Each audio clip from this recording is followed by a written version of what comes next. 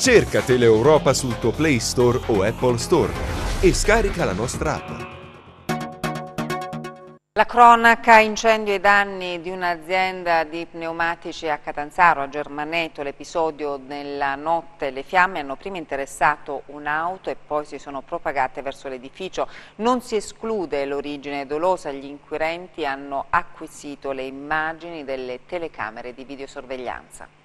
Ecco cosa rimane dopo l'incendio che ha interessato un'azienda di pneumatici. Siamo a Germaneto, nel Catanzarese. Fiamme e paura nella notte. Erano circa le 2. Il fuoco ha distrutto, vedete, l'auto di un cliente della ditta che era parcheggiata non lontano dall'ingresso. Poi le fiamme si sono propagate fino alla struttura.